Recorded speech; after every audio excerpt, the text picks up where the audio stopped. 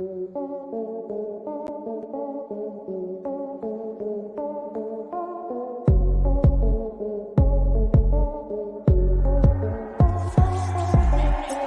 search is over, now welcome to First Mint. Looking for NFT content, look no further cause this is it. From Top Shot to blockchain, they got the data chops, analysis, and pack drops, the shows equate a hot.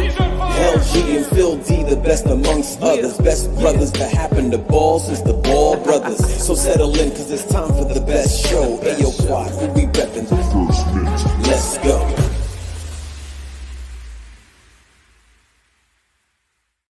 Oh no, there's no woe for me today, man. Guess who's back? I come in. Phil D's back from Florida. And I come in raging today, dude. There's no woes for me. There's no woes for me. Like I actually considered doing a woe on the plane ride there, but I didn't want to be one of those jerks that you ever see those guys that hold the phone up and all of a sudden they make some announcement that scares the shit out of everyone on the flight. Like they get everybody's attention. I didn't want to be that guy. Yeah. And also one thing, I will say this. I went to Florida and I was going to a nice sunny destination. And as kids, LG, one of our favorite things when we used to go to Florida almost every single year of our lives was to clap once the plane lands. Okay, that was something we never started the clap, but we'd always wait for the clap and absolutely love it. And it was like our highlight of the flight there. Of course, yeah. There's no more clapping. I don't know. Second time in a row I go now and people just don't clap. That's, I guess, not a thing. I thought of starting it, but I just wanted to get all the fun out of air travel, Phil. Nobody claps. There's sometimes people clap. It always takes one person to clap, and you know what it is? One person who goes claps once, fine. It's the next person who does it who starts the clap. Because the person going is fine, but then if somebody across the plane starts clapping some more, and then people feel like they have to do it. They have to join it. Did you know that in high school we used to have a competition in the school cafeteria for all the big, the big meetings and the assemblies and all that? We used to have a competition who can get the last clap in. So there'd always be this 5 or 6 same players in different spots. Okay. Oh, yeah. And the principal would be done talking and everybody would clap. And then to get the last clap in and for it to be heard, it had to be loud. So you would do the last clap like 10 seconds after, and there'd always be someone that replies with one. And it actually went on and on until one of the teachers would get really pissed off at the 5 or 6 guys that kept doing that one loud clap way after people were done. That was an actual thing. Wow. And we went to Catholic school, LG, for those who don't know. So we had mass. I guess it was like once a month or something like that. I don't know. We had mass at the school, right? Dude, I was so confused during mass. I didn't know what the hell I was supposed to do. Because we were raised quasi-Catholic where we'd go to children's Christmas mass once a year and that's it. We wouldn't go to on Sunday mass. It's I kind of knew what was up, but when we went to Catholic high school and they're like, okay, open the Bible to blah blah blah. I had no idea what to do. Yeah, we didn't know a lot of stuff. Open it, where's the page number? And people are like, no, there's no pages. There's just names of books. What's the page number? Talking about. So, anyways, yeah, it was, but it wasn't as savage as people might think. There's no nuns that were beating you with rulers or anything. No. It wasn't an old school Catholic school. It's just basically mass, morning prayer, and stuff like that. We didn't know any of the morning prayers. Oh, we didn't know any of that shit. Yeah. But during the mass, so because you have to stand up so much, we also had a thing going where whatever row you're standing in, when they ask you to stand up, everybody shifts to one side, an inch by inch as you're standing. And when it's time to sit down, it means the last person at the end will no longer have a seat. And every time we did that, the person that was left with no seat, everyone would start pointing at them and be like, and they would get kicked out. You get kicked out, yeah. They would. They had nothing to do with it. We were the ones shifting. Does that still happen? Do people still get booted out of whatever's happening in the school time? Is school is high school still kind of savage like that? Because I feel like when we were in high school, it was vicious. You know what I mean? Like other kids bully you, the teachers would toss you out of class and be mean to you. Is that still around? We weren't the only menaces. There's even worse menaces. Yeah, the kids were menaces, and the teachers were mean, and the principal is somebody you didn't mess with. The principal's coming, you run. You know what I mean? The principal is the meanest person in the world. I don't know. Kids seem to have more courage these days when it comes to that stuff, and there seems to be less overall discipline. But it depends on the person. If the person is a super strict person that has it's just like coaches, right? Coaches will be taken advantage of if they don't impose themselves early with their discipline and stuff. It's going to be taken advantage of, and that happens all the time at school. So I think it depends more on that. But anyways, back to why I'm raging. I shouldn't be raging. I just came from Florida. I am no darker. Feeling good. You should be feeling good. I should be feeling good for many reasons. Okay, first one being that I went to drop off my son, your nephew, to his new, I guess his new place to live for the next year. Because how does that feel? How does it feel to say that? It was tough. I'm not going to lie. Yeah. So it was tough to leave him when I left, just because. It's not more about, okay. So for those who weren't listening last week, my son moved down to Florida to play hockey there. And he's living with 5 other players in an apartment. So the options were a billet family, which for those who don't know what that is, a billet family is where they put a player or 2 with a family that submitted their names to be, housing players. And they basically feed them and take care of all that stuff. Okay. The other option was to put the older guys, because he's 18. You can play junior hockey until you're 20. So what they consider as older guys is 18 plus. So they put 6 of the older guys in an apartment by themselves because they know how to clean, cook, and all that. They don't do billet families, right? So they put them all in an apartment. I'm not going to lie. I prefer that option. I've heard more stories from billet families, everything from family pets being a disaster to some of these families having kids that are very, that cause chaos. Like imagine going to the washroom and you're like, you're trying to hide from everyone in the house in the middle of the night because you're not comfortable, right? Right. For them to be, even though none of them had ever met each other, they were like best friends after a day. And it's like a brotherhood already. So really cool to see. But it was tough to leave because, I think it's hard to explain to anyone who hasn't been a parent of a child that plays sports or that's into sort of like team events and anything you've bonded with them over the last like 15, 20 years. I think it's always hard to let go. If I tell you how many car rides I've had on the way to hockey for practice and games and all that with him over the years, this was kind of like, it was the final one. That was the final one, was taking the plane with him down there and dropping him off for hockey. Right. I did stick around for the first day of training camp just to see what was going on, but then I had to come home and that was it. I didn't want to, I kind of, one of the things they tell you is no matter what, they'll be okay. So let them figure things out on their own. That's part of the process. All right. What is out of all the things that you need to do when you move out, right? Like laundry and cleaning, cooking, not partying too hard, being generally responsible, whatever those things are. What is the part you're worried about the most? With him, your kid, what is the part like? Is he just so bad at laundry? You know what I mean? Like, no, that was one of the things though. What is the thing? Okay, actually, give me both. Give me the thing that you trust him with the most, and the part that you're like, I might get a text from him asking this question. Okay, so what I trust him with the most for sure is cooking, for sure. Like he's been because he's such a big eater. Because he plays high-level sports and has been for years. He's also the most impatient person on the planet. So at like 4 p.m., when he thinks it's time to eat, this is for years now, and it's not time to eat. We don't eat till 6 or 7. He's like, screw you guys, I'm making my own food. He's been doing this for years. So over the years, due to his impatience and the fact that he eats 6 times a day while we eat 2 or 3 maximum, he's made his own food because he just doesn't want to wait. He'll fire up the barbecue and make his own meat. He'll fire up he makes a crazy pasta with all this stuff. He chops up veggies and meat and all that. So he's good on that side of it. And we had put that on the questionnaire when they asked if what the billet family needs to know. So I think that helped him get a spot in the apartment with the other guys is that he knew how to do all this. Independent cooker. Independent. That's right. Independent. He can feed himself. Yeah. Exactly. He can feed himself. He can feed others. Because he's cooked dinner for us for years now. Like I'm not going to lie for different things. When it comes to what I'm most worried, I don't want to say laundry because he knows how to do the laundry. The settings might be different, which is why I have a feeling that'll be the first question that we get is like, all right, this machine doesn't look like the one at home. What the hell do I put for this? Yeah. But with 5 other guys and some who have done this before, I'm pretty sure they'll be able to figure it out. Yeah. The only saving grace, because he does like to party, is that if this was school, if he had gone down there for school, I'd be really worried. I'm not going to lie, because Yeah. In his mind, it would be to hell with school. I'm here for the experience of a lifetime party. Hell yeah. But because he knows what's your on the point. line for hockey, Yeah.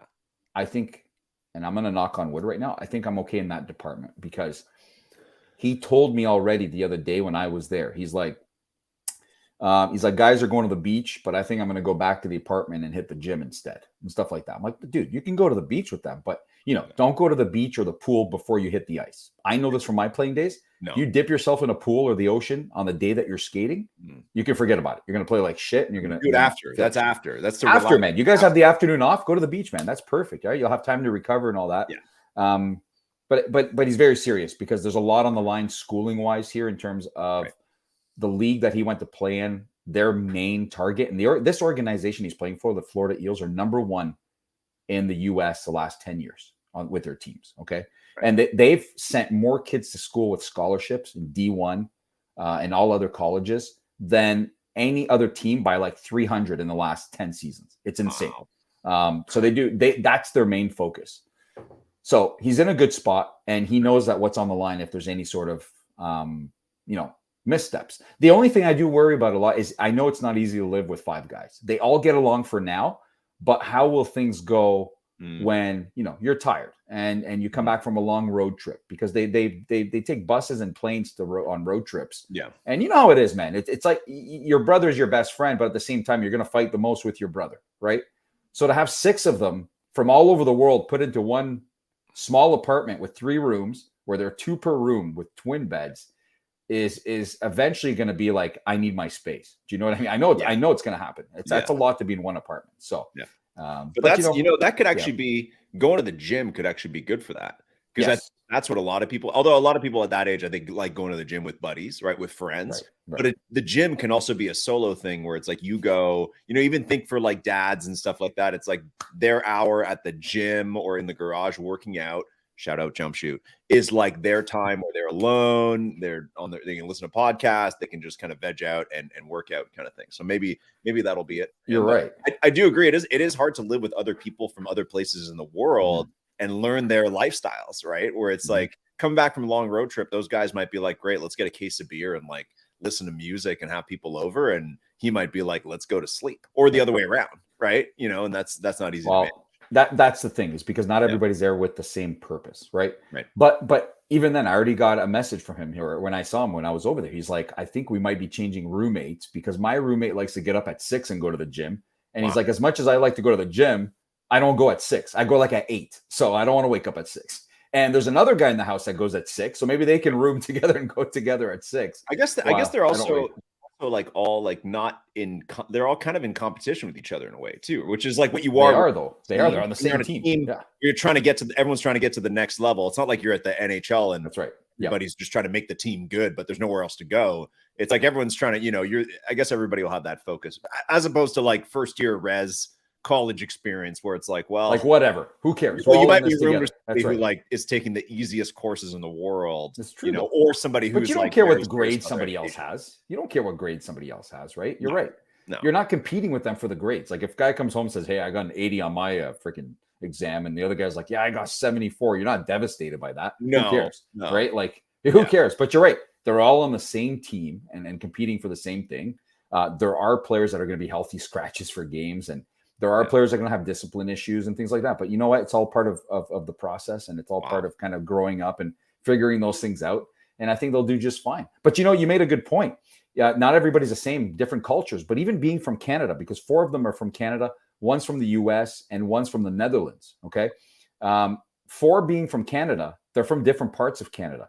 There's a big difference when you come from a prairie town somewhere in Alberta, or a small town in British Columbia, or a big city like my son in Ontario. It's very different, and the Canadian players are just as different from each other as the others, right? I noticed that. Yeah. But you know what? Like when I left there, like I said, the 6 of them are like best friends right now. Okay, they got the Xbox, PS5, and all sorts of shit. When you're that age. to go from a couple years ago, you're a teenager where it's like having a sleepover or going away together for the weekend is like the greatest thing ever, to now it's permanent. is like, I remember when I moved out, it's the same thing. You're like, this is the best. Like, I've been trying to do this with my time for years, and now it's my life. Right. That's exactly it. That's definitely a huge It's the freedom, right? And you know, I set him up with a bank account, all sorts of stuff, man. So he's all good to go. I told him to make his money last, but I know how that's going to work. Like that'll actually maybe be the first call before anything else is like, hey, yes, they made it clear. Hey, Canadian players, you cannot work while you're down here. You just can't. No. Yeah, so no, don't even think about it. Okay, don't come asking us if you can work. No drinking. We know you can drink in your own country at 19 years old or 18. There, yeah. Here you can't drink. We know a lot of places allow marijuana. Apparently, some guy a couple of years ago came from Colorado, and he's like, "Where do I buy marijuana around here?" And they sent his ass home. They're like, yeah. Okay, and just follow the rules. Simple rules. The team doesn't check in on them. They don't enforce curfews. There are curfews that they suggest, but they don't enforce them. And but he's got a pretty good head on his shoulders when it comes to that stuff. But like I said, it's a long season. It runs all the way up until maybe next June if they go to nationals, which they do every year. And he just has to manage the tough times, right? Which there will be. It's not all going to be roses. That's the thing with that kind of situation, right? You just have to handle each situation differently. But forget all of that for a second, okay? I still haven't explained why I'm so pissed off and what's going on here. And there's. Before we get to my nephew out there, good luck. Good luck. We're all rooting for you. Don't do anything. He listens to this show, so he's getting this. Do a couple of stupid things here and there, but yeah, focus on the hockey. You got the rest, from a lifelong partier. You got the rest of your life to party and do all this crazy shit. You can do it later. Focus on the hockey. I wish I went to the gym all the time when I was 19, and I never did, and I should have. So, Joe, definitely keep up the health and all that. Anyways, okay, Phil, tell us why you're mad. It's unrelated. Okay. So before I tell you what happened to me when I got to Florida, because this story in Florida is worth telling. It's classic, the real Phil D. It's classic me kind of not paying attention to stuff. So I think I should start with that because I think what happened to me was in the middle of that. And that's when I'll get into that. So we flew into Fort Myers, Florida on Thursday night. Mistake number one, and this is a grand mistake that you should never make if you're going to Florida or anywhere else where you'll need to leave your hotel or wherever you're staying. Mistake number one was to not rent a car. Okay. Oh. I'm like, you know what? Oh. When I go to New York with the boys for our fantasy football trip or anywhere else, we don't need a car. We get around everywhere using Ubers. No problem. Okay.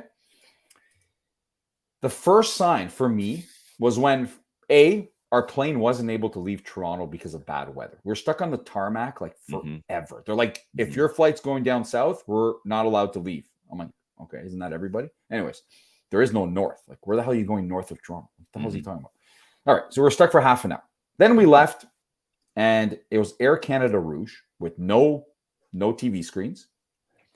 Your legs are like digging. Air Canada Rouge is like the discount version of Air Canada. Like our national airline is Air Canada. They get a ton of money from the government for not knowing how to run a business and give all their executive bonuses. And they have multiple tiers of the classes. And one of them is called Air Canada Rouge, which is just a shitty little jet that they fly on. Yeah.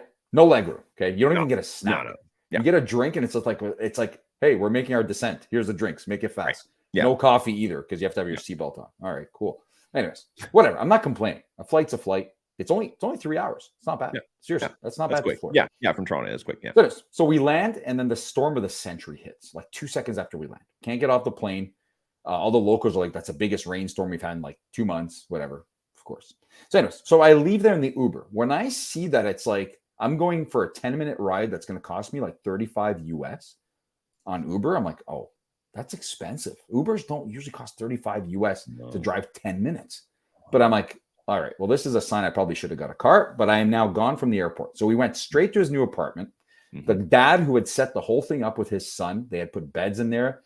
This dad went around, he went on Facebook Marketplace and bought furniture for the entire house, paying like $20 for everything. Like he was just striking deals with everyone. He went around the whole state of Florida, bought furniture with a U-Haul, and put it all in the apartment for the guys. Wow, like incredible. Cool. Yeah. What a job. Nice. Like seriously, super nice of this guy. So we get there and here's part 2 that you should never do. Unless you're familiar with Airbnbs and what may come with Airbnbs, just get a hotel. Okay. Because I saw an opportunity here to save a little bit of money. All right. The idea when we went to Florida was that my son would stay with me for the first 3 days. And when it was time to report to the team, which was on Sunday, we flew Thursday, he would head over to the apartment, get into the apartment, go to the orientation, and that would be it. Right. The apartment actually became available the day before we arrived. So for me, I said for him to get used to his new roommates and all that, or whatever, he better be there on the first day that they all move in, and he better be there to meet them and hang out with them for 3 or 4 days. It's just better. Okay. Yeah. So I said, you know what? I don't need a hotel anymore. I only got a hotel for us so he could eat properly at the breakfast, relax properly, all that. I don't need a hotel. A hotel will cost me $230 a night, and I'm there for 4 nights. That's like $800. All right. So I start looking at the Airbnbs, and I'm like, I can get something for like $200 or $300. I'm not a cheapo. Okay. I always get hotels. I'm just thinking I can take that extra $500 and give it to him as spending money for the month. Like seriously, right? Yeah. I don't need anything. So I pick an Airbnb. I look on the map of Fort Myers, LG. If you pull up the map of Fort Myers, okay, there's the beach area, but there's also this area where there's a river. Okay. And this is Florida. So when you see a river, you imagine that everything on that road along the river is Florida-ish, all those stores that sell the blow-ups, like the pool stuff and all the Florida stuff and all that. You don't imagine it being anything else if you've been to Florida. Okay. So I picked something in one of those neighborhoods. Oh, it's not an entire house because that would cost the same as a hotel. It's a room in the house. Mm-hmm. Okay. A room in the house. That's not for everybody. To go into someone's house, and I don't even know if anybody lives there. Okay. But to go in someone's house and only have a room is super awkward. But I was more than willing to just bite the bullet on this one, sleep there, and be gone all day to do the things I had to do in Fort Myers. Because you just need a bed. I needed a bed. So outside of staying in a hostel where you might get killed, for me, this Airbnb was the next best thing. And it costs about $90 a night, which is a hotel's $230 again. Okay. So all good. So it says there's a warning on this Airbnb. It says it's not a kid-friendly place. Okay, that's fine. A lot of people don't want kids because there's other people living there, right? Yeah, of course. No pets allowed. Yeah. And quiet time is between 10 p.m. and 7 a.m. It says that. Quiet hours are 10 p.m. No parties, blah, blah. Standard stuff. It looked like a beautiful bed, private bathroom, a desk, because I had some work to do for work. Everything. It's all good. Yeah. So the problem is we were so delayed with the flight that we came in super late on Thursday evening. All right. I told the owner of this Airbnb I might not be there till late. And she said, no problem. The keys will be in a lockbox and you will get the number on the morning you arrive. But in my head, I'm like, can I go busting in there at like 1 a.m.? Probably not. Like that's late. Like I don't know what this place is. I don't feel comfortable going at like around midnight.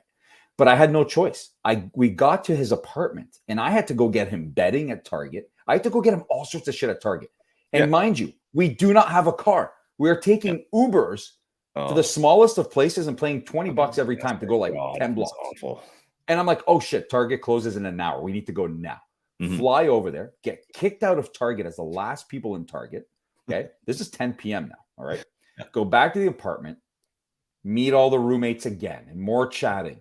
And more this and more. What are you doing while they're meeting the roommates? So you're just standing around. Are there other parents? Oh no, there were a couple other parents there. Now we're so you're mainly chatting with the parents a little bit. He's chatting with the other, shooting the shit with all the parents. And I'm like, I look at my watch, and in true homecoming fashion, LG, I said, I have got to go. Like honestly, okay. They're like, where are you going? I'm like, I gotta go. I gotta go to the Airbnb. It's almost midnight. Like I don't even know where I'm going. So, all right, call the Uber, say bye to everybody. I'll see you guys tomorrow. All the Uber rides had been okay until this one. All right, this guy, when I get into an Uber, I start the conversation. Hey, pal, how's it going? How's your day going so far? Blah, blah. Yeah. This guy just wasn't saying much. I'm like, where are you from? Are you originally from Florida? No. Where are you originally from? No, I don't know what he said. Anyways, so we're driving. It's about 15 minutes away. It's almost midnight. I had sent the Airbnb lady a message saying, I'm coming in the next hour. Is that still okay or is it too late? If it's too late, I'll stay somewhere else, whatever. No response. Okay, so I don't know what the hell I'm getting into. Late. She had responded immediately at all other times of the day. No matter what. She's asleep. Okay? Yeah. Dude, I'm getting phone calls from everyone because of what I'm so pissed at. Anyways. Okay. So this driver who's not responding to me barely, I start hearing these crazy noises. It's like swords and like pew, pew, In the car. In the car. in the car. In the So I car. look up and this guy is fully watching like these crazy Japanese movies on his screen. He's got set up in the front while driving. Oh my Okay. God. I posted it on my Instagram. Yeah. And I'm like, what is going on? I was filming this guy. I'm like, fuck, if he has like a mirror in here, he's going to see exactly what I'm doing. So anyways, so we pull up in this super dark neighborhood. And right away, I'm like, oh man, honestly, I wish it was daytime right now. I don't even know where the hell I am. He doesn't say a word. I'm like, are you sure this is the house? It's pitch black. The house has no lights. There's nothing. Okay. And he's like, yeah. I go, seems sketchy, doesn't it? And he's like, yeah. He laughs. I'm like, Yeah. okay. Oh, he's laughing Thanks, already. pal. Are you sure this is that number I gave you? He's like, yeah. Okay. So I get out. And again, my instructions, I had gotten them earlier, had a lockbox number. And it's like, this is a lockbox. So I step up to this house, pure darkness. I actually have to use a light on my phone. All right. There's cars in the driveway. And if you want a visual of what I'm talking about, if you've seen the movie Friday before, which is an old movie, there was a remake. Yeah. It is this kind of neighborhood in California. Okay. It's Florida, but exactly that kind of neighborhood where you've got like people on their, in front of their houses at other places and just, anyways, sketch. All right. I'm like, holy shit. All right. So I have my phone and I have the light on. Okay. I'm like, I'm already look like an intruder. All right. Yeah. Yeah. You already look like you're about And to, in the same house on the left, there's a door and there's a light on inside that door. That's the only light in sight. Okay. Yeah. And there's noise coming out of there. Yeah. In the middle, but there's no lockbox on this door. In the middle, there's just a door. Okay. Another door that leads into the house. Okay. And I can hear laundry on the other side of this door. And then on my right, there is a door, and this door has a lockbox. Okay. So using my cell phone to put light on the lockbox in this neighborhood where I'm sure that if somebody sees me, I'm going to, I open the lockbox and there's 3 keys inside, not 1, 3. So I'm already kind of like nervous and I'm like, what do I do with 3 keys? Like, what the fuck? Okay. So I figure there's 3 people coming maybe, and it's 3 keys. So I just take 1 key, I close the lock. They're identical keys, all 3 of them. So I'm like, what do I do with this? It's probably for 3 different people to get in and go into their rooms. And there's more people coming. So I grab the 1 key. I close the lockbox. I try that door. It does not work. Okay. It just doesn't even fit into the damn thing. So I go to the next door with the laundry noise, pitch black there too. And I try and open that door. Nothing. I now get to the 3rd door where there's a light inside. And the door is like a little bit open already. Okay. There's also a key combination thing on there that is broken. It's like turned sideways. All right. So I try the key in the door and I look through the window and there's a lady, okay, folding laundry on her bed. Like that's a bedroom. Okay.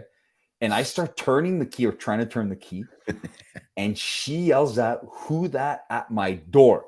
Yeah. Okay. I'm like, if you saw my face, I almost passed out. Okay. And she starts coming towards the door. And I'm positive now, I've watched enough live PD in those cop shows on TV to know that in the US, because people have guns in Canada, they don't have guns. If you have guns in Canada, it's illegal, whatever. It's hard to have them. Most homeowners don't. No, for sure though. This is like somebody was trying to get through my door, so I shot them 6 times through the door. This is all you hear about in the US is the minute someone stood, not even in the house, LG. You hear stories of someone stepping on someone's farm, like 1 100%. foot on the grass, and they get blasted with a shotgun. Okay. Oh, 100%. Yeah. What are you wearing? Can you tell me what you're wearing at this point? What are you wearing? Okay. This is even sketchier. I was wearing, because on the airplane it's so cold, when I travel, I wear like the full tracksuit. I wear the full tracksuit that, that neighbor in National Lampoon's Christmas Vacation. Mm-hmm. You know that neighbor, that couple that hate the Griswolds. Yeah. You ever see the tracksuit the guy's always wearing? Yeah. I wore something like that. Okay, like a full tracksuit. And I'm in Florida. So already people are like, what the hell is this guy doing? Yeah. It's like, man, it's 90 something degrees outside. I'm a full tracksuit. And I've got my pouch across my chest with my passport, all that. I'm carrying a huge bag. And she doesn't open the door. I thought for sure she's going to shoot me right away. I'm like, this is it. This is the end. I tried to get into someone's house and I'm going to get blasted. This is how you die. This is it. I really had one of those late moments. at night at an Airbnb. Yeah. Yeah.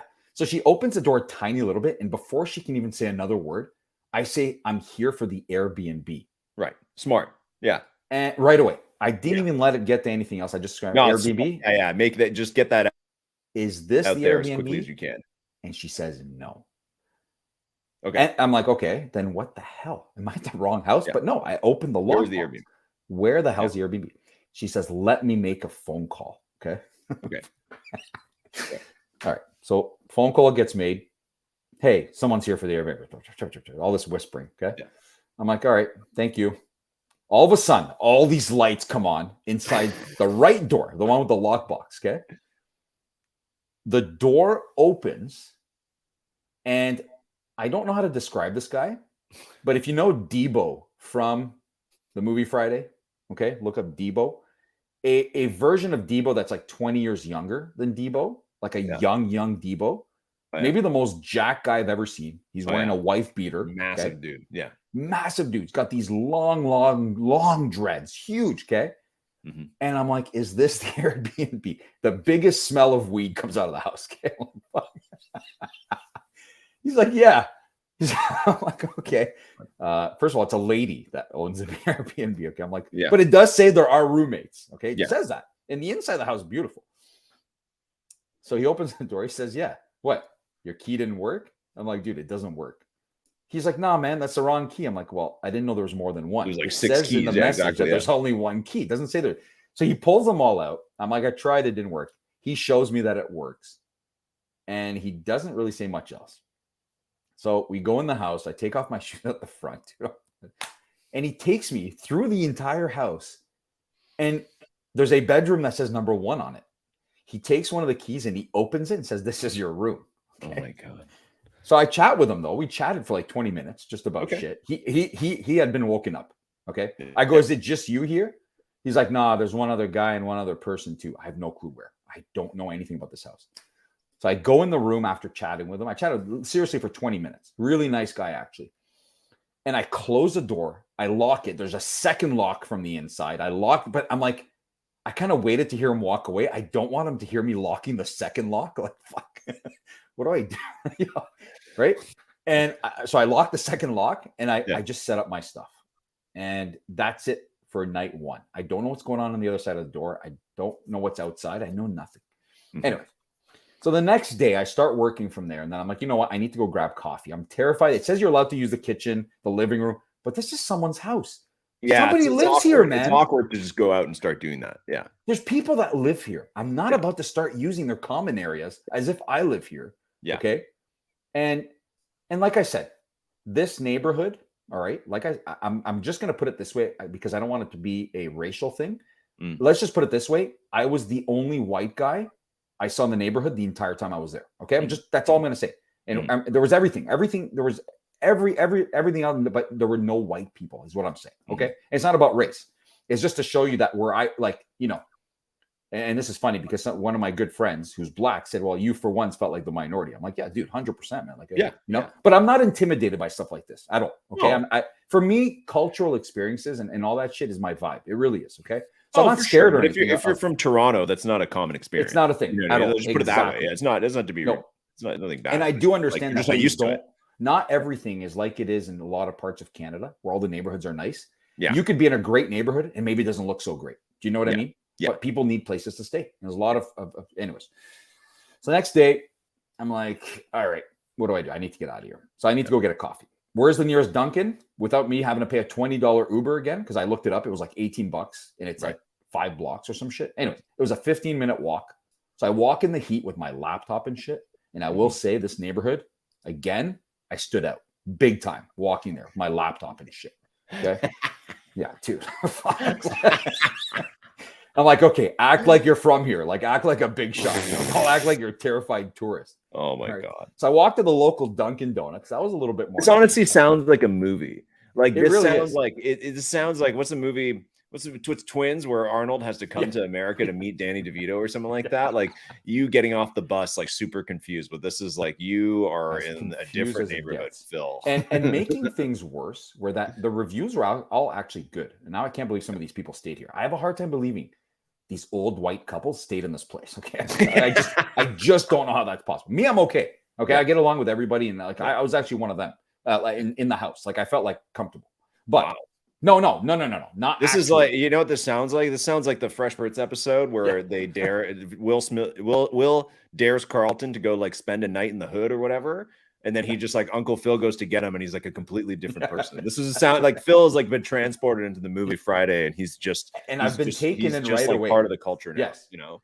So I go to the Dunkin'. I work from there all day, and I'm like, man, do I really want to go back? I'm not doing anything else that day. I'm just working. Okay. Work from the Dunkin'. And a huge love it. rainstorm hits. Work from the Now, Dunkin'. as I was leaving for the Dunkin', the guy I had met the night before, Yeah. he was nowhere to be seen. Okay. No.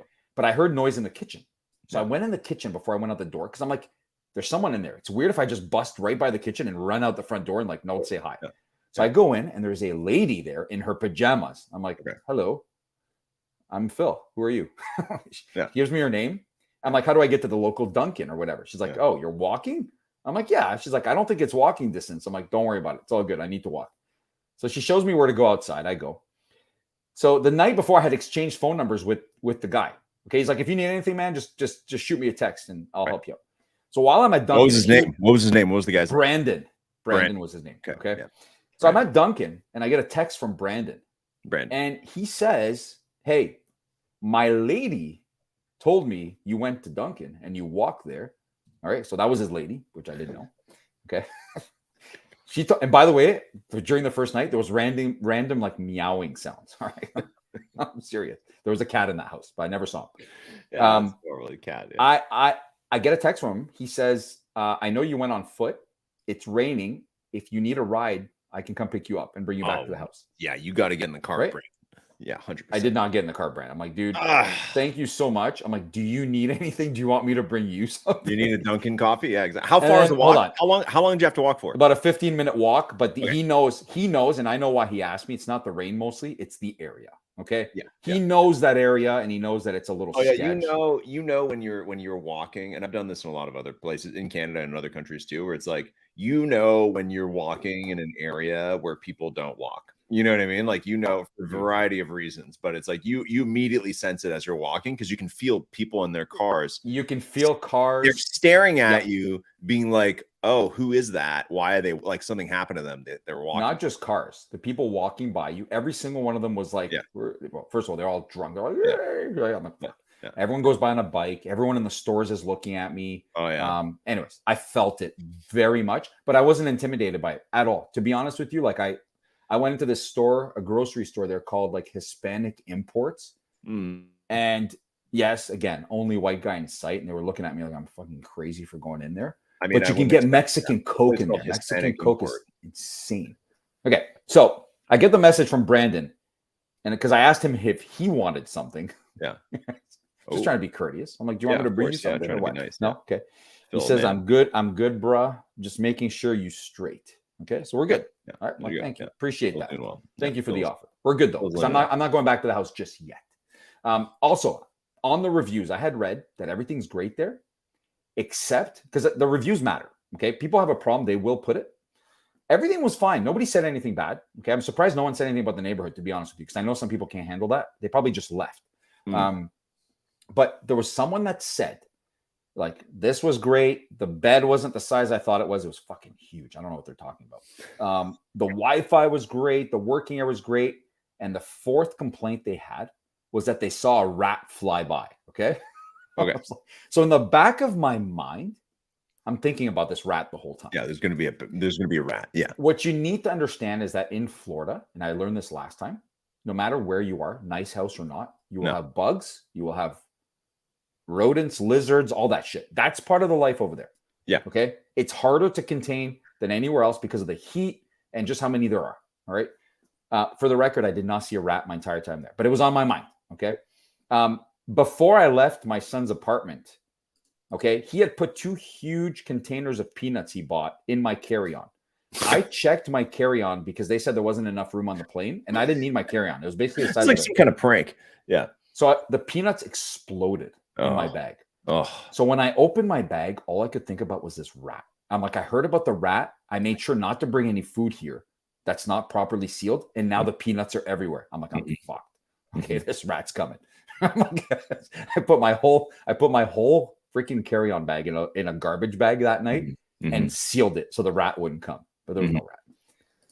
So anyways, so the entirety of my stay there, every single Uber ride back to the house, the driver would say, "What are you doing staying here?" I'm like, "What does that mean, dude? Like, what do you know? Like, I didn't see anything. Like, yeah, it's straight out of the movies, like those ghetto ass hoods, but like, I still haven't seen gotta like, be so no judgmental. drive-bys and Yeah, stuff. that's Like, no, cool. Yeah. I've been walking here the whole time. I didn't get shot at. Like, there's nothing like that going on. It's quiet. There's nobody, right? But now I now understand what the 10 to 7 story is. Okay. The 10 to 7 story is that the people who live in that house actually work very early in the morning. So 5 a.m. every day, the same guy would get up. Okay. And I felt guilty because every person in that house uses the same bathroom and I have my own in the room. Oh, okay? Nice. I got woken up the next morning by someone yelling, "Get the fuck out of the washroom. I need to go to work." Okay. Right outside my door. So I'm not going to lie. The whole time I was there, despite me loving being around people, I would wait until I hear nothing, no sounds. I'd bust out of my room. I'd fly out the front and just vanish. Okay. I did not see Brandon until my last night there again. And when I came back around 12 or 1 in the morning that night, he was outside in a car with another guy, just in a car out front. And I ended up talking to them for like an hour outside. Okay. So it's all good. Now, here's where last part of the story. This is where things got really, really dicey. So for food, after 7 p.m., there's no walking areas. First of all, you're not walking around that area at dark. No chance. I'm smart. Not that there would have been a problem, but I'm just smart not to do it. Okay. I'm carrying money. I'm carrying passports. It's an area I'm not familiar with. It's an area I recognize where I'm for sure a minority.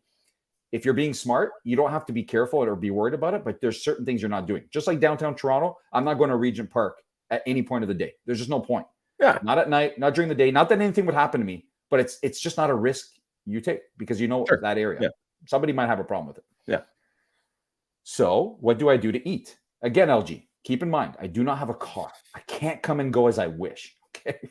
And these Ubers have already cost me more on day one than they would have rented a car the entire 4 days. Okay? So naturally, I order Uber Eats. But I'm like, oh, hell, when this thing arrives, how am I going to go fetch it through the whole house at the front door? Right. Everyone's gone to sleep, though.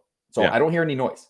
Yeah. So the guy, I send the Uber driver specific instructions to leave the food at the door on the right with the lockbox.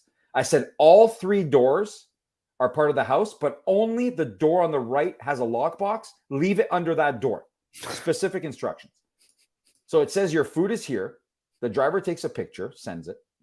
I open the front door. I go immediately. There's nobody in sight in the house. I think they're all sleeping, but I don't know. There's no food at the door. Okay.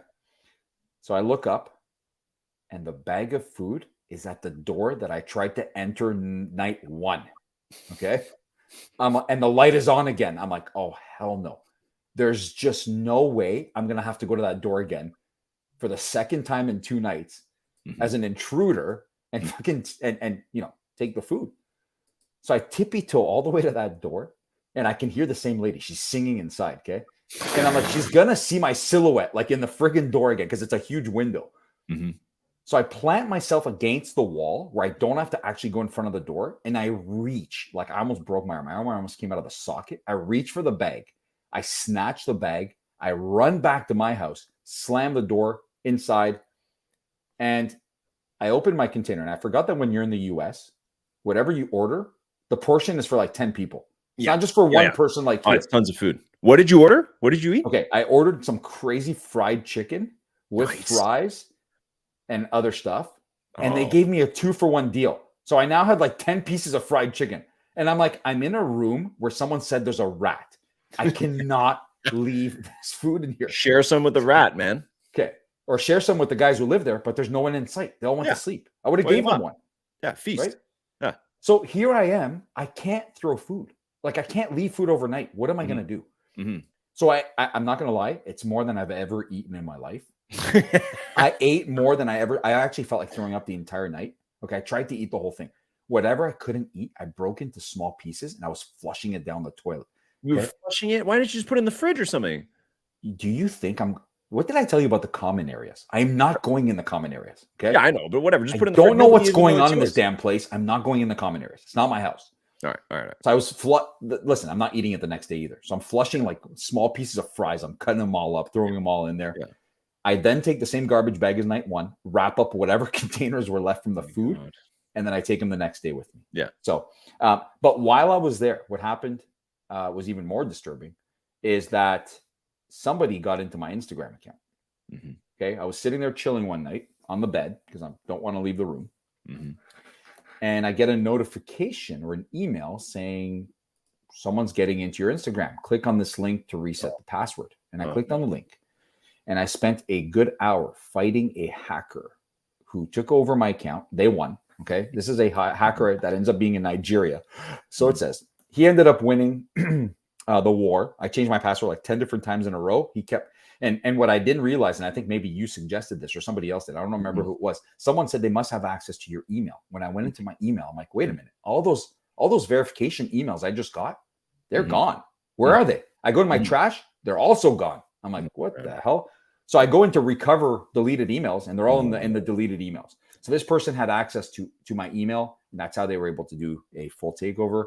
And ever since then, okay, the fake real Phil D has been posting nonstop all sorts of shit. Like today, they posted that I just bought a new Mercedes with my Bitcoin earnings. Okay. Like everyone knows I don't work at Mercedes. Everyone knows I work at a different car manufacturer that is not Mercedes. Not Mercedes. So that's not a really good one. But it's disturbing. They're also reposting all my son's hockey stuff to make it's it look weird. like it's me. Now they're really trying to behave like you. And the person, I had DMs from people. They're like, wait a minute, is this really you? And they show me their whole convo with the hacker. And I'm like, dude, how did you even get that far thinking it was me? Right. And anyone who tries to fight the hacker, they get blocked. Like your niece, my daughter, she tried to fight the hacker by calling him like a scumbag in comments, and she got blocked right away. Yeah, for sure. So if you follow me on Instagram, I know a lot of our listeners actually do. I have quite a few friends from Web3 on there. Do not interact with this person. Obviously, I'm not making that kind of money on Bitcoin. I've never owned Bitcoin in my life. And you know what's really disheartening, LG, is that there's nothing Instagram is doing for me. I filled out everything I could. I reached out to them when it happened, which was Saturday night. Still no response. There's not a real place you can actually contact them. You just have to keep clicking these solutions in their help menu. I did a video of myself to prove that it's me. Still nothing. And I got over 100 people to report every post from the hacker, and they still haven't disabled the account. That's disturbing. There's got to be a better way, man. So slow on that kind of stuff. Somebody's going to fall for this. You know, I have friends in other countries that are not the richest countries. And when they saw that, they're like, holy shit, he's making money. Like I have friends from when I went to Cuba and stuff, man. They're like, oh man, shit. Yeah, let me in on this. And do it because it works, man. Yeah. People still, even though it might seem get excited, man, to post that kind of stuff, people do it because it works. Like people still click on that kind of shit and think it's that's right. So that really, to be honest, ruined 2 of my days there. I had a lot of plans outside of the hockey stuff I was doing there with my son. I wanted to go visit, the beach and downtown, and I planned to do that all of Saturday night. There was a UFC. I was going to go watch that at a bar. Hang out with the locals and go crazy there. But I ended up staying home because it'll really kind of consume your entire life if that happens. I was just scared. Like I'm like, man, I need to get it back. That's not fair. I have so much history on Instagram. It's not about my followers. I only have like 300 or 400 because I have a private account. But it's about all the stuff I've ever posted. Is like that is virtually like your life memories, man. This is like it's such an invasion of privacy. You wouldn't think so on an Instagram account because who cares? I can create another one. Yeah. But I've documented the last 10 years of my life on there, nowhere else. Yeah. Do you know what I mean? So, and there is no way to get it back. The person went in there and changed the email, the phone number. They put 2FA on it, which I didn't have. So very good lesson for anybody out there. Put 2FA on everything. Might take you more time to get into your accounts, but man, put 2FA on everything because something like this, it seems to be happening everywhere, right? People are getting hacked left and right, man. Oh, and use for people putting 2FA, don't like if you can avoid it, don't use the text one. Okay. The text one, especially for people on iPhones, it's a lot easier to kind of get into your iMessage. Okay. So you can use Google Authenticator app that you can use. Kind of like the main thing that will give you like a new code every 30 seconds. Use that if you can. Okay. Because I've been hearing a lot of people, even people that are really like technically proficient, getting hacked for like their bank accounts and all this other shit. So Phil, you're kind of lucky in that case that it was like only your Instagram so far. Obviously not lucky, but you know what I mean, that it's Yeah. been so far. But yeah, just be careful. I should have taken the warning signs. So for the last 2 or 3 weeks, I kept getting code requests on my secondary email for someone trying to get into my Hotmail. And I'm like, man, someone's trying real hard. And I should have put 2 and 2 together. When my crypto wallet, my MetaMask got hacked, right? When all those first passes were stolen, I should have clued in that someone's trying to take it to the next level. Because the next thing I started getting notifications for after they got my Instagram and my Hotmail was my crypto wallet, my Newton wallet, where I don't ever have much in there because of how complicated it is to get things in and out of there. Okay. But I do have money that comes in and out of there. And if they have access to that, I'm screwed. But I have 2FA on that. And I use Google Authenticator. It's a good point. It's a good thing you said that. I use Google Authenticator for that. And they were not able to get in. But and here's another piece of advice. If ever you lose your Instagram account, whatever number you find on Google that claims to be there is no phone number for there Instagram, is no number. Okay, do not believe it. No. I called that number and I ended up threatening someone's life on there because they were trying to scam me. They told me to get my Instagram back, I had to go to a Walmart and buy Apple gift cards and give them the code on the back after I buy it. What do you think? I'm stupid or what? Like, fuck out of here, man. What? That's the most common fucking scam. But you know, please go to the store and buy buy the Visa gift card. Give me the code. And don't tell anyone what you're doing when you're doing that. Yeah, oh, because that's how I get my Instagram back. He goes, there's no Instagram recovery center around your house. I'm like, excuse me? Where the hell is there an Instagram recovery center? But you know what, though, LG? Someone in when you lose something so personal, whether it be that or, you know, I'm sure they target people who need money fast and things like, you know, all sorts of shit like that. Like call us here for a loan or something. I bet you they do the exact same thing. Someone who is desperate to get something or get something back will actually be in a mindset where they fall for a trick like that. Yeah. And we'll be like, okay, yeah, absolutely. I'm going to go do that. And here's your $100 Apple gift card. Now, do I get my account back? And they're like, yeah, it's going to take a couple of weeks. And then that number is gone. Right. So for sure.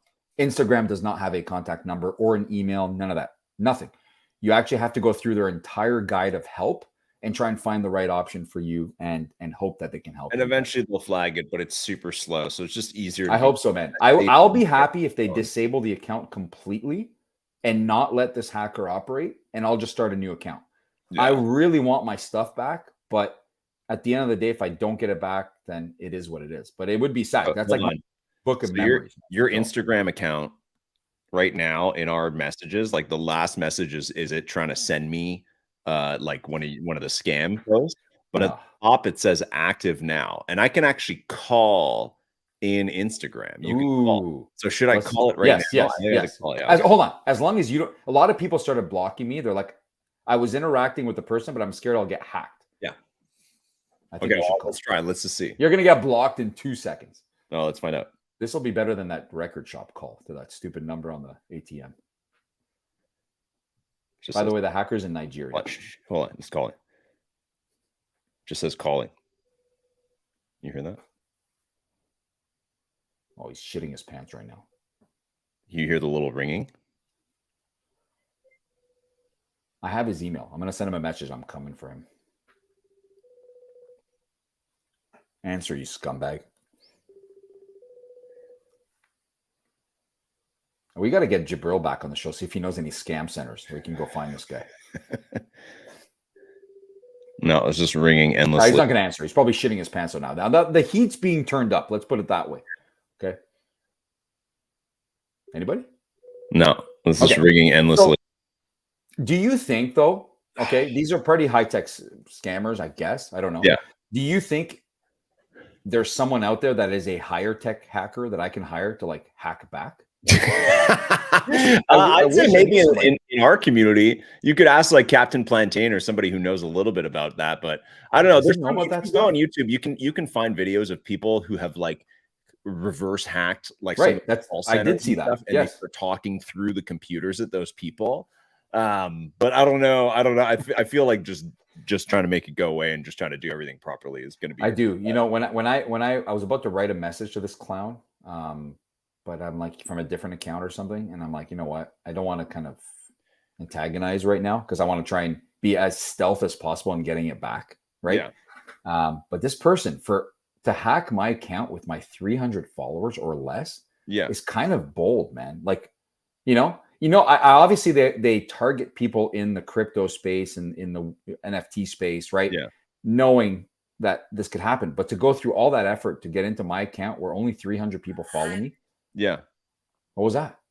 I know. Someone who answered because it said, I'm looking at the post that they had put up in your account, and it said, it says, "Thank you so much, Millie Moyers." Yeah, they keep tagging that person. Why? And it's just it's like some blonde girl singer. So it's a fake account that they've set up. Coach, realtor, investor. It's always people total bullshit like that. So it's a fake account that they've set up, is what it is. Yeah, exactly. Yeah, it's well, I don't know. It has 63,000 followers, but that doesn't mean anything. Doesn't mean shit on social media. So, well, no, actually, that could be. It's all fake stuff. Yeah, it's all fake stuff. There you go. So, minimal impact, but for me, it's again, my Instagram, it wasn't used as like, I don't know. I figure that my Twitter would be a bigger target than Instagram. We're talking 10.7K followers to 300 followers that are all my friends. Yeah. And know that I don't own a Mercedes or live in the United States like this clown posted today. Yeah. Like, hey, I live in the US. I'm making so much money. No, everyone knows I don't live in the US, you dumbass. No, yeah, exactly. You're so dumb, man. And I don't talk like that. I don't post about shit like that. Like, everybody knows this.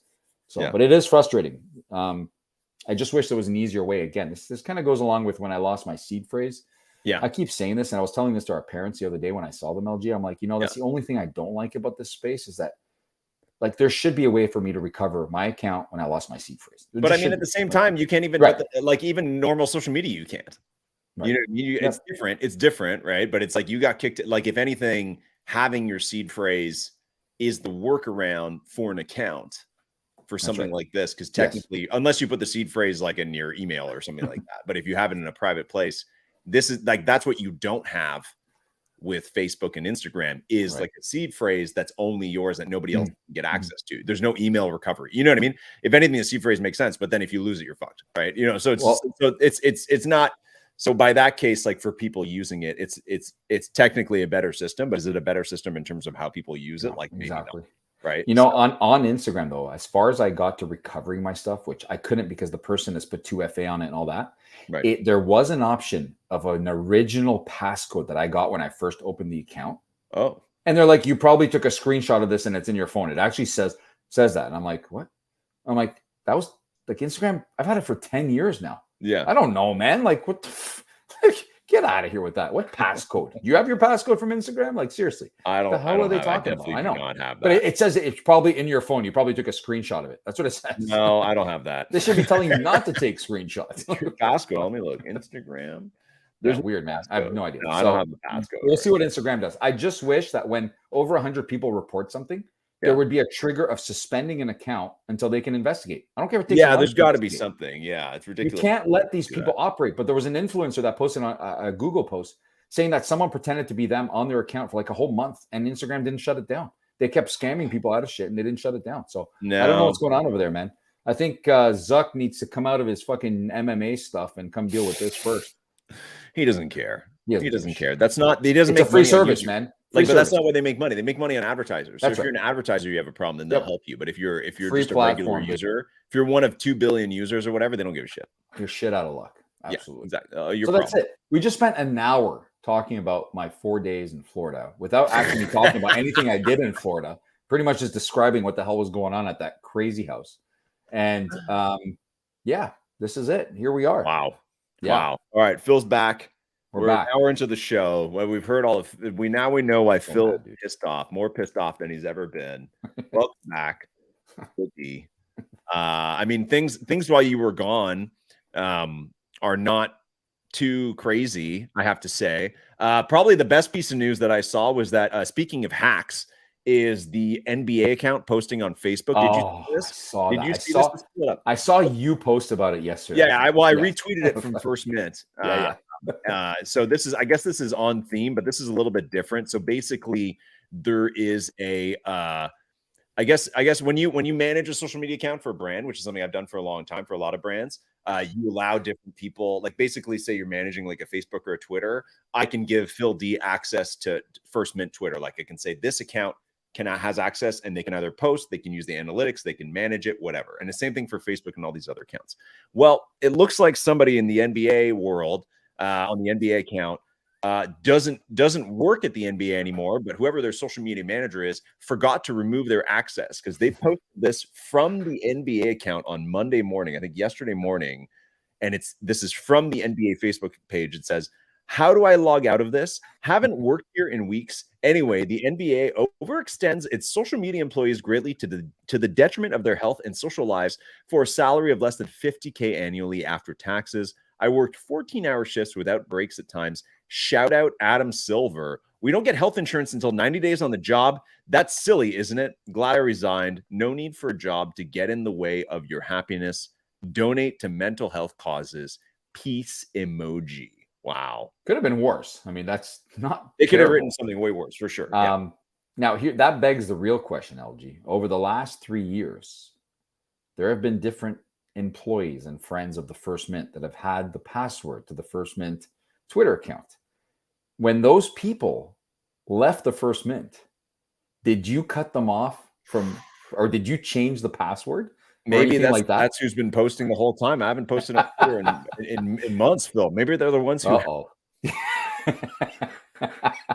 I haven't. I got logged out of the First Mint Twitter account in January 2022. What's? I don't know who's been posting. I thought that was you. Wow. Okay. Well, if it's a hacker, they're doing a pretty good job of keeping things straight. I mean, like I said, that could have been a lot worse, but it is pretty embarrassing. That's pretty embarrassing. But the thing is that having worked in started working in social media in 2009. So I saw like Facebook and Twitter and all this stuff develop those tools, and was part of the cohort of marketers that were asking for that kind of stuff. And I think if you're working in social media as like some kind of social media professional, when somebody leaves the job, that's as routine as, disconnecting their email, getting any company equipment back, like all that kind of stuff. That's very normal. You know what I mean? Like it's very normal to just kind of add that to the stack. So even with First Mint, when people don't work with us anymore or whatever, like I know to just go and kind of change that. It's really easy to do. So it's whoever on that end. I don't know who is managing the account. I'm sure the NBA, there's a bunch of different people who have access to the account, even some of their agencies, so they can see, write posts for them, whatever it is, do the analytics. So I'm sure just a little oversight. But what I will say is that that's actually a terrible move on the part of whoever did that, even though it's funny for us. Like they're going to know who that is. I'm sure that sports social media, the NBA community, it's not that big when it comes to that kind of stuff. So even though you have access, you might be tempted to do that. Probably not a very good career move. You know what I mean? That it's you're not going to be able to get a reference from the NBA for a future job. Or it could turn into a genius career move where someone says, that was pretty creative and bold, and we'll hire you. Right. So you don't know. I don't know. I don't think that was very creative. I think that's just like, I don't think there's ever any benefit to calling out your former employer, especially for things like, hey, I didn't get paid enough and I worked too long hours. And it's like, well, that's on you. You know what I mean? Sure, they should pay you more, but you stayed in that job. You know what I mean? It's like, it's not like they came to your house late at night and they beat you. You know what I mean? It's not like there was an abuse that, and if they did, you should report that to the police, not to Twitter. That's right. You know what I mean? So it's like, I'm just saying that I don't think anybody who ever then calls out their former employer and publicly on Twitter, which we know people in our community who have done that in the last year, really obviously I think it's a terrible move. I think it just makes you look petty. And again, nobody forced you to work there. Nobody forces you to get these jobs. You don't have to work there. And if your boss is mean to you sometimes and they didn't pay you enough, that's your problem. Get a different job. There's tons of jobs out there. You get something else, so it's like, it's a dual authority thing. So whoever wrote that, I'm not a fan of that. I think it's let's get him on the show. Loser move, and let's meet him. We got Adam Silver and the NBA hacker and your hacker live right now on Instagram Live. No, my hacker, I've told you, our friend Jabril's going to go find him. Apparently he's in Nigeria, so I'm going to send that guy loose. Somebody what, Jabril? Those dreams. That's some good stuff that happened while you were away, Phil D. Yeah.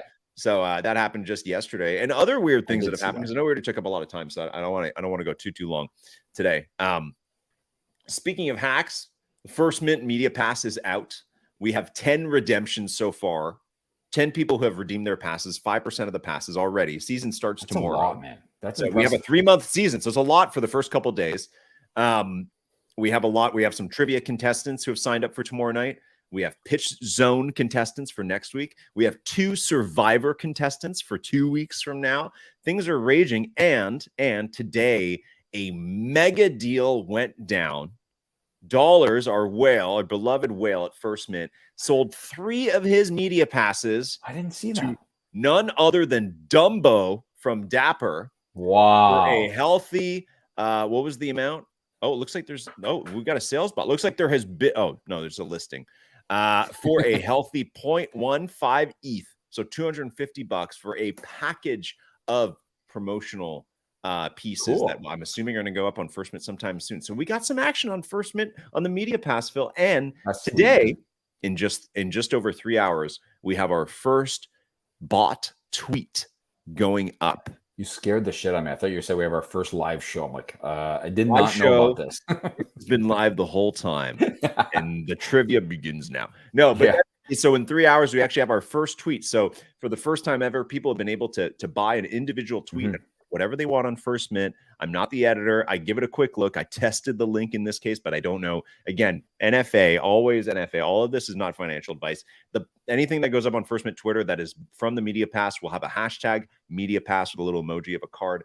But we have our first one ever going up today from somebody who's building a sports community. They have a good little baseball kind of fantasy community going. They're launching one for football, and they paid a little bit of coin for this pass. So I'm excited to see their tweet go up. You know, and here's I'll give you some advice. If you are a holder of another one of those passes for like a tweet, it is in your best interest to show some love to that tweet that comes out later, because that brings the value of your NFT up. And if somebody else wants to buy another tweet, you'll probably be able to sell it for more. But I do remember when they were revealed, people were trying to get rid of those tweet ones. Like there was no tomorrow. They're like, oh, I don't want this shit. I'll take a t-shirt instead. Well, if a t-shirt is worth 100, and what did it sell for, that tweet? The tweet. One of the tweet ones. How much did it go for? This is more than I thought. It went for $147. So the people who are trying to dump them on day one for like a t-shirt or a hat, if the t-shirt or a hat is worth $147 to you, there you go. But no, I love the concept. I still do love the concept. There are a lot of questions, LG. People think that I'm in on everything, and I'm like, I'm really not. Like people are dying for clues, and I don't know if you can give a bit of intel here. But the number one question out there is what kind of trivia and what the hell is the format? Now, LG, is there any hint you can give us? Because a lot of the replies are like, oh, this is the Phil D trivia. I'm like, dude, I have nothing to do with this. I don't even know what the hell the trivia is. It's not real Phil D trivia. There's the reveal. I have no Phil, clue. you will be running the trivia, and I will text you after as to what the theme will be. But I do believe, we got to check with our producer. I do believe that every time we do trivia, it will be a different theme. Okay.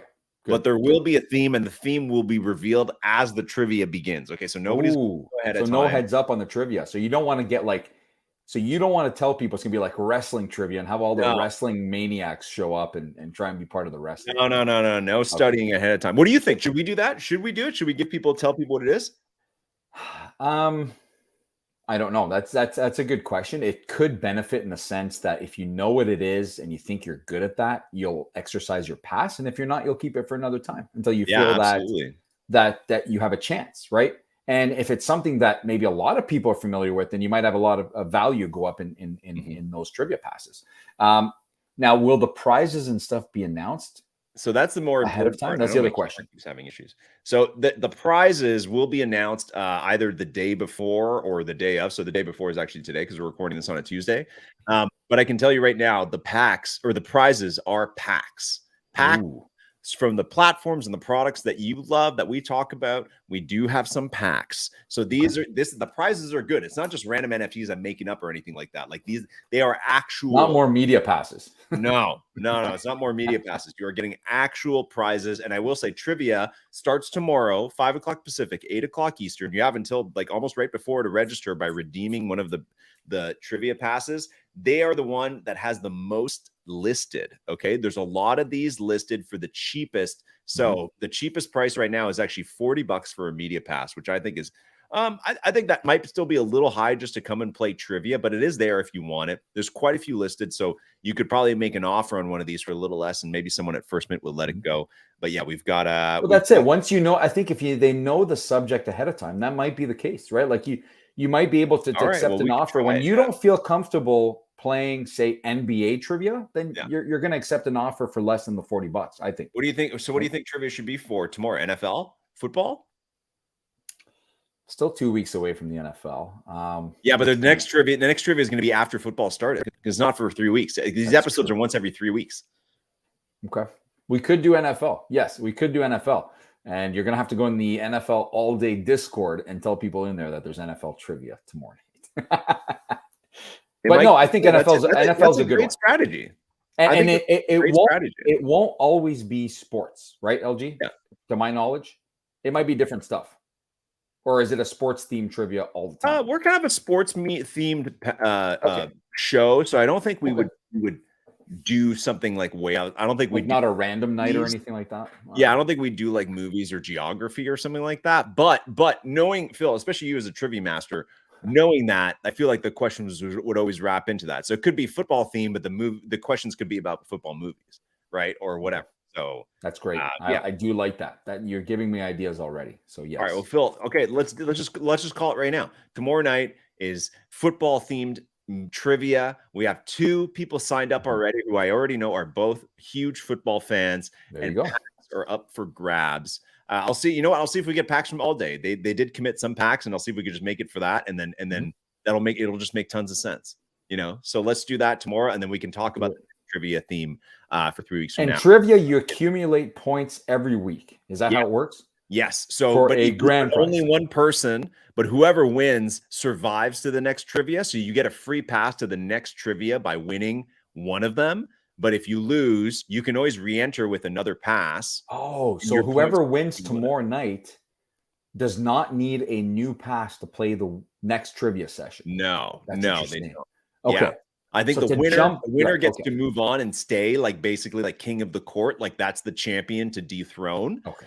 And they get to stay on. But if you have 5 trivia passes, you can enter every single episode, right? Okay. You just get another one. Right. Now, do you get points in the standings for like finishing second? Of course. Yeah. I think it's okay. So if you're close to first, okay. If we do 10 questions and you get 6 right, and then you come back, then those roll over. Continue. Okay. So we'll have some season standings. I like that. Season standings. Anybody can win. It'd be great to get some of the same people come over and over, but we'll see. Mm-hmm. We got to get people to sign up first. We got to get. You have to make that announcement. You don't want it. I'd say floor it, because I'd love for a lot of people to get in on the trivia, because absolutely floor it and accept your offers. If you don't want to play, accept the offers for lower, and you'll be able to do something else with that. So that's it. Yeah. Let's have a big crowd for tomorrow's NFL trivia. It will be a dandy. There you go. Yeah. See, I love the enthusiasm. There we go. I think it's a little bit of discovery, right? Because we haven't thought about every single little detail yet. The hardest part was getting these out the door. Now they are. So I'm totally down for some discovery where we kind of just figure out what we're going to do, kind of one show at a time, or one kind of, a series at a time, let's call it.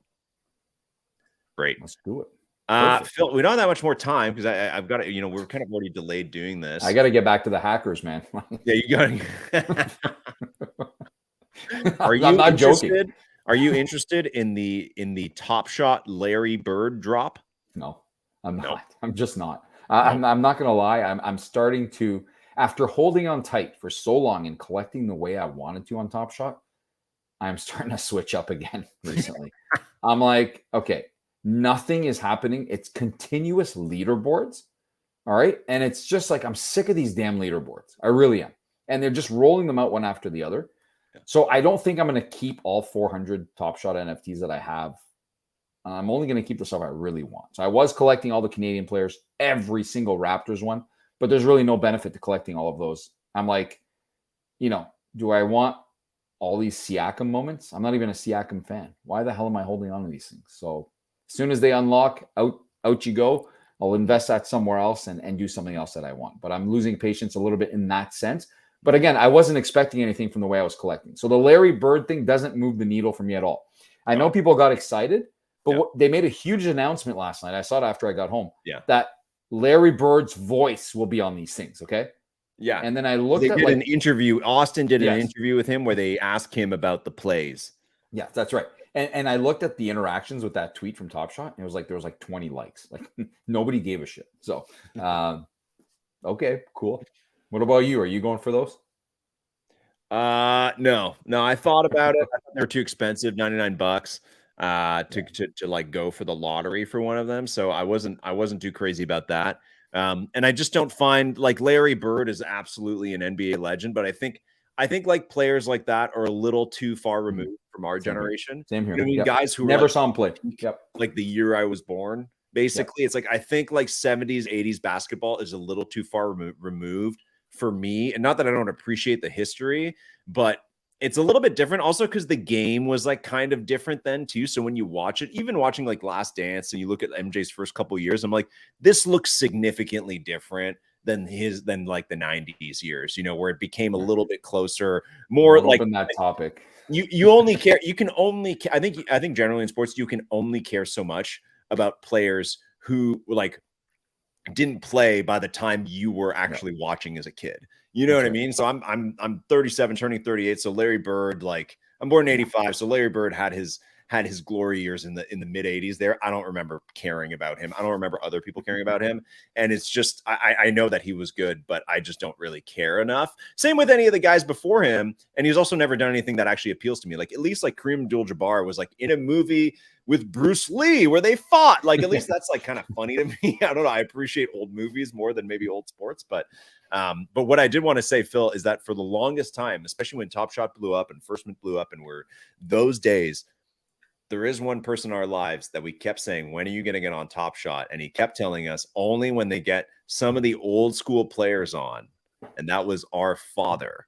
And Dad. So this is shout out Dad. I know Mom and Dad, they sit down to watch the podcast every week. Dad, Larry Bird is finally on Top Shot. Is that enough for you to care or not? Or are you just way over Top Shot at this point? You're never that interested. If you tell our dad that Mom Zahn, all her Top Shots. Mom's already out. She already flipped her Devin Booker, Cool Cat, all that. So Mom, we know you're not in. But will Dad be buying some Larry Bird or not? Zero chance. If it was like an Oliver Miller or Zahn Tabak or Damon Stoudemire, maybe.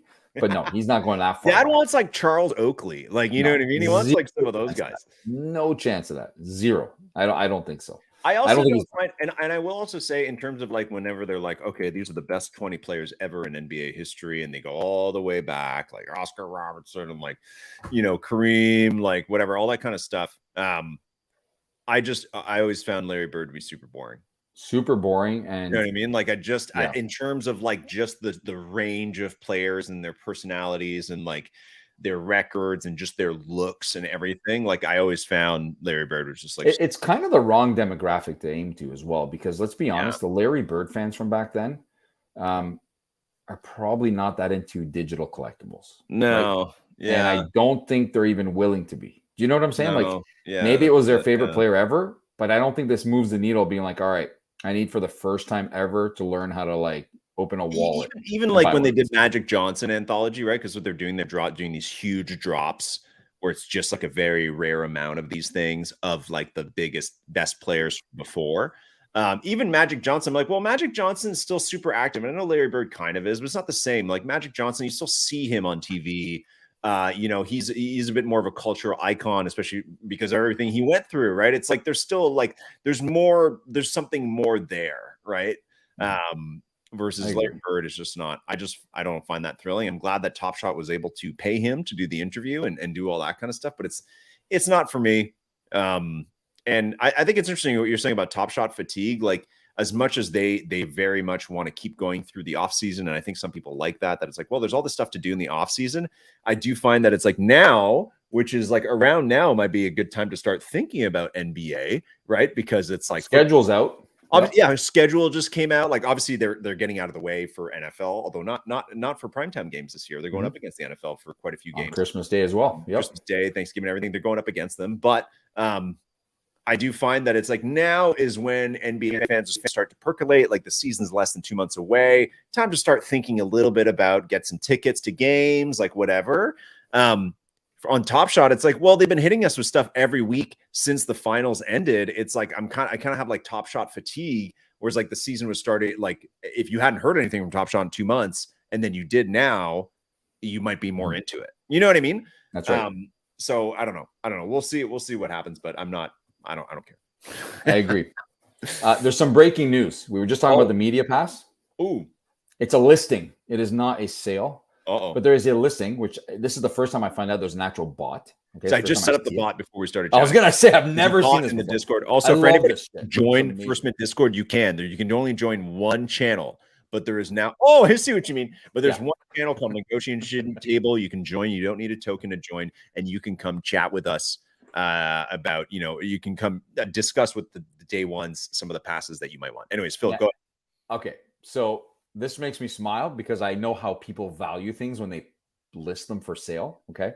There has just been a listing for Le Déjeuner with LG Doucette and the Real Phil D that has been listed for 1 ETH, which is about $1,600 US. I don't know who listed it. I can't see from the bot who listed it. You know whoever listed it. You know who it is?